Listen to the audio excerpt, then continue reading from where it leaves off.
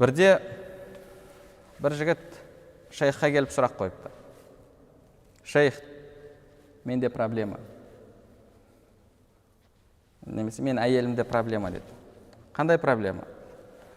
Мен әйелімді бірінші танып, онымен танысқан кезде, оны ұнатқан кезімде әлемде одан сұлу, одан жақсы қыз жоқ секілді көрінетін еді.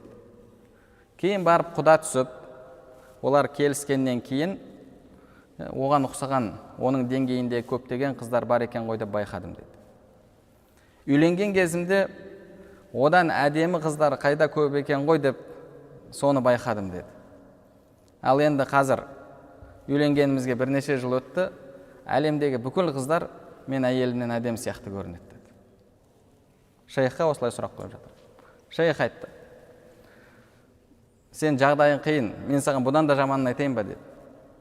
Иә, айт десе, егер бүкіл әлемдегі сұлу қыздардың барлығы сеніңкі болып, сенің әйеліңе айналса, сен үшін мынау көшедегі қаңғырып жүрген қаңғыбас иттер сол сұлу әйелдеріңнен әдемі көрінеді деді. Жігіт түсінбейді. Не деп жатсыз? Неге олай айтып жатсыз деді. Сонда айтады: егер саған немесе сенде тойымсыз нәпсі болса, қанағатсыз нәпсі болса, тойымсыз көз болатын болса, Алладан ұялу болмаса, онда сенің көзіңді көрдегі топырақ толтырады, одан басқа еш нәрсе толтырмайды деді. Көзіңді сақтамасаң, көзің тойымсыз болса, нәпсің қанағат тұтпаса өзінде бар нәрсені, Алладан ұялу болмаса, мен Алла көріп тұр ғой, не істеп жатырмын деп, онда сенің көзіңді тек қана сол топырақ толтырады деді. Одан басқа еш нәрсе толтырмайды. Кейін айтты: проблема сенің әйеліңде емес, проблема сенде деді. Қалайсың ба әйеліңнің бұрынғы сұлу қалпына қайтуын деді. Иә деген кезде көзіңді сақта деді. Бірақ шешім бар.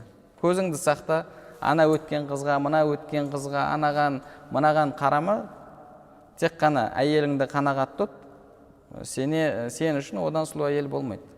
Проблеманың барлығы осыда. Проблеманың барлығы көзді сақтамауда. Және шайтан сол көшедегіні өзіңдегіден әдемі етіп көрсетеді.